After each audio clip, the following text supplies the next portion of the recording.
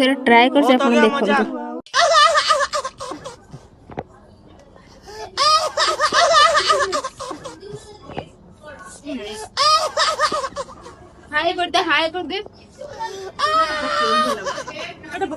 Diu clear ଆଉ form fill up ପାଇଁ ସମସ୍ତେ ଜଲ୍ଦି ଆସି ସାରିଥିଲେ।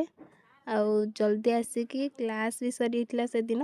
ଏଇଟା 2 ଦିନର ଭିଡ଼ିଓ ଅଛି। ତାପରେ ମୁଁ ଭିଡ଼ିଓ କରିଥିଲା ପରେ ୟାକୁ ତ ଚିହ୍ନିନଥିବି, ଇଏ ମୋର ସ୍କୁଲ ବେଳର ସାଙ୍ଗ, ତା ସହିତ ଭିଡ଼ିଓ ବନେଇ ଦେଇଥିଲି। ଆଉ ଆପଣମାନେ ତ ପଣ୍ଡିତ ଦେଖିଥିବେ, ହେଲେ ଏଇମାନଙ୍କ ଭଳି ପଣ୍ଡିତ ଦେଖିନଥିବେ। ଏଇମାନେ ହଉଛନ୍ତି मतलब वो अलग ही लेवल का बंदा था। ଭିଡ଼ିଓ କରୁଛି ବୋଲି ମୁହଁ ବୁଲେଇ ଦେଇ ପଳେଇ ଯାଉଛନ୍ତି। କ୍ଲାସ୍ ସରିବା କ୍ଷଣି ଆମେ ଯାଇଥିଲୁ ଡ୍ୟୁ କ୍ଲିୟର କରିବା ପାଇଁ। ଡ୍ୟୁ କ୍ଲିୟର କରିବା ବେଳେ ବହୁତ ଭିଡ଼ ଥିଲେ, ଏତେ ବି ଭିଡ଼ ନଥିଲେ।